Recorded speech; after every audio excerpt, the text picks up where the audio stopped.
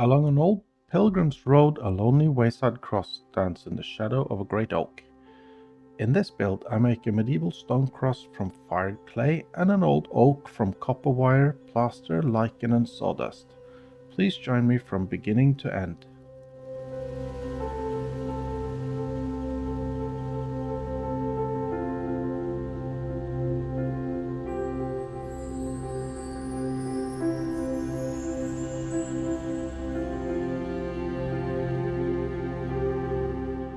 Hi, I'm glad you've decided to join me on this build.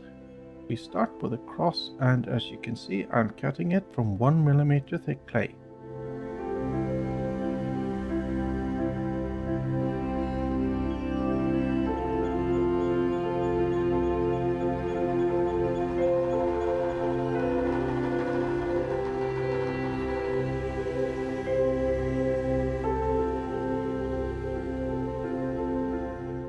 Then, when I've got the shape right, I scribe in some ornamentation with a sewing needle.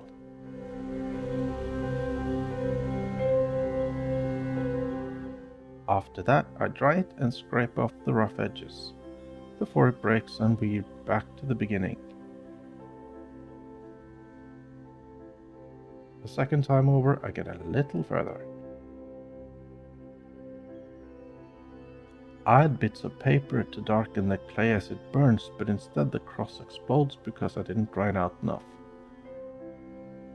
Oh, nothing to salvage here.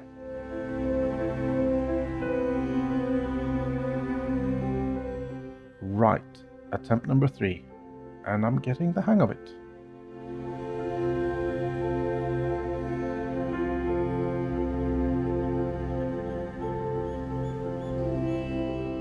This time I'm adding a tiny plinth to mount the cross on.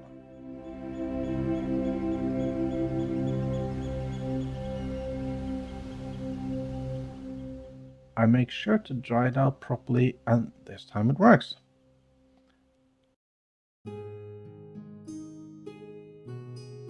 With the cross finished, I can start on the tree.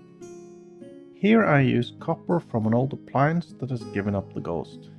Now, you have to be careful when stripping the wires because one slip and the knife can cut really deep.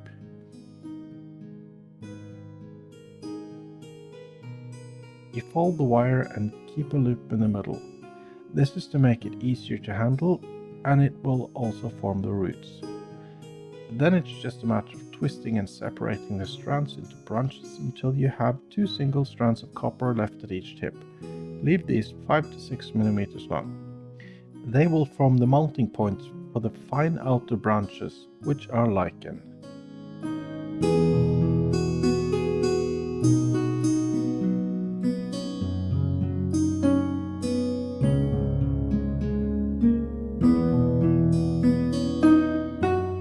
With all the copper branches done, I give the tree a rough shape and start on the terrain. I start by collecting a handful of pebbles.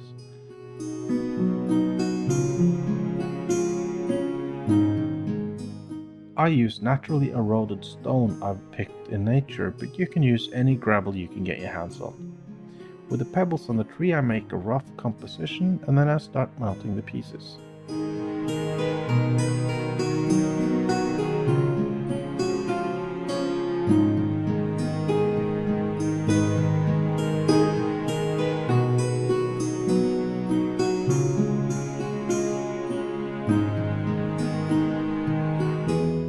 On these tiny dioramas I always mount the tree on the highest point.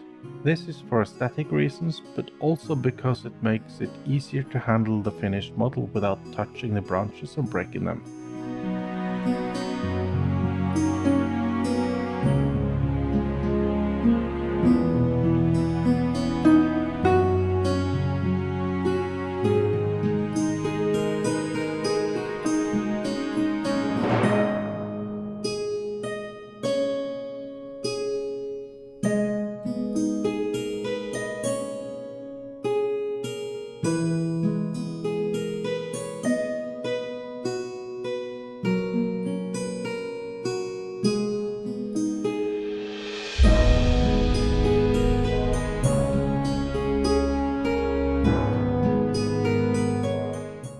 tree is superglued in place, and then I can start to shape it properly. This is quite easy with copper because it's so soft, and that's why I prefer it over other metals.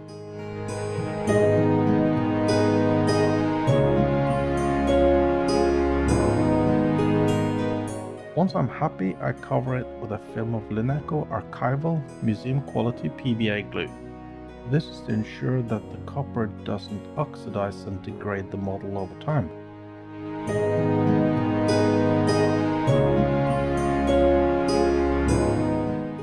As it dries, I start to source the outer branches from common reindeer lichen. It is a lovely material with a very realistic branch structure, and I think it suits these trees very well. Each little tip is then soaked in a mixture of thinned out glue and paint. This will add a protective and strengthening film that preserve the lichen for decades or longer. This is because they're hollow and very brittle and fragile when they are dry.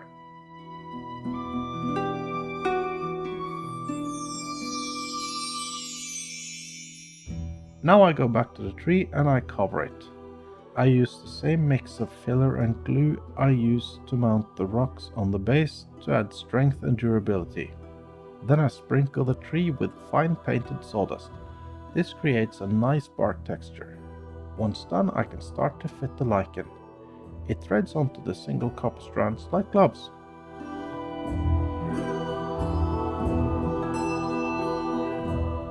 You have to excuse my face popping into the frame all the time. I have quite severe myopia and I can only see clearly at distances of 5 to 10 centimeters without glasses.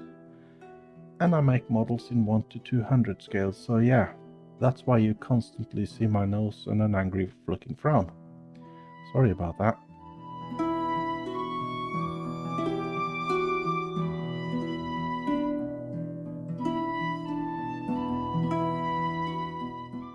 Moving on, I start to make the foliage.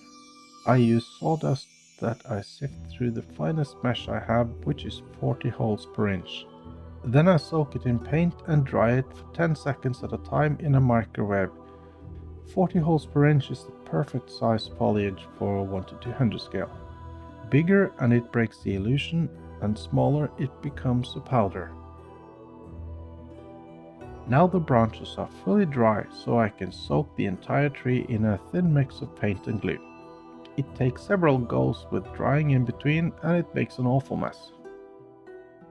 Here we are in my basement where I apply foliage to the tree. This is done by spraying the tree in matte varnish and then carefully rolling it in sawdust, one side at a time. I'm quite close to applying ground cover now, but first I make the base frame. I have a router and a Proxon FET mini table saw for this purpose, and I make the pieces out of 12 by 12 mm teak.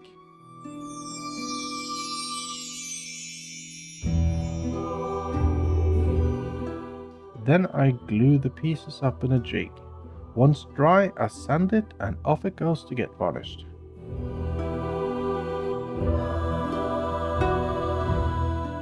As it dries, I cement the tree permanently in place and start to apply a base layer of ground cover.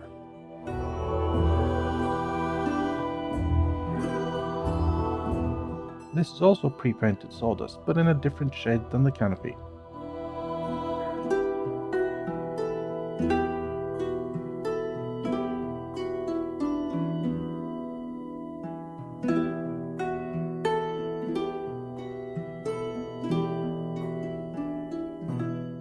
Then I make the tiniest stretch of road cutting across the model.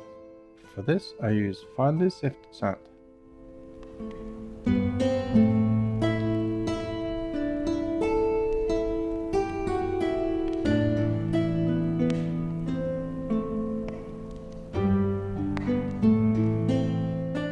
Now I can finally place the little stone cross, which is why I made the model in the first place. I fix it to the plinth with a little superglue. Then I attach it to the model next to the road.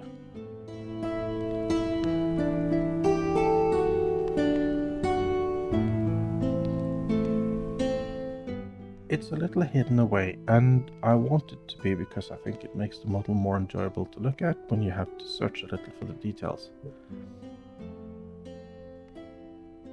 With the cross in place, I move on to the rest of the ground cover. I make some ivy with witch's hair and a couple of bushes that ultimately won't make it on the final result.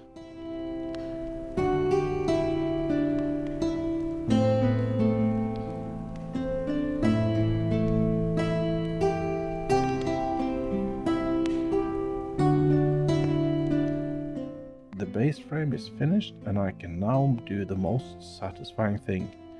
Drop it into the soft filler and glue mix.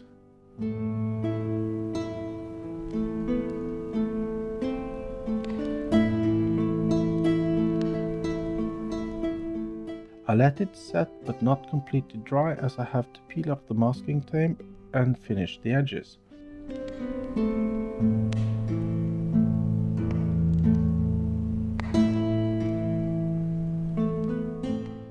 I paint the plaster dark so it doesn't shine through, and then I apply the rest of the ground cover.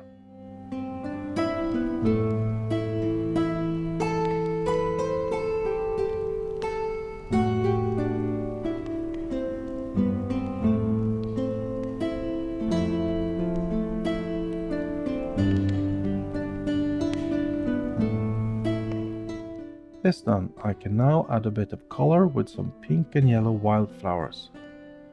These are leftovers from previous builds in 2024 before I started this channel. One from a series of autumn colored dioramas and the other from a series of pink cherry trees I made.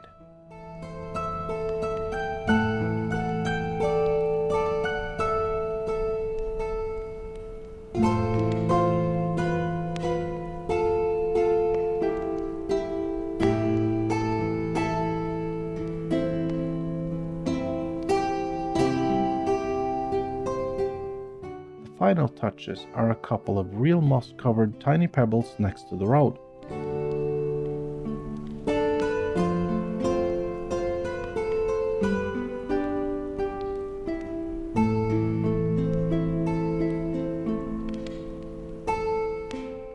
And there we have it, an ancient wayside cross tucked in beneath an old oak tree.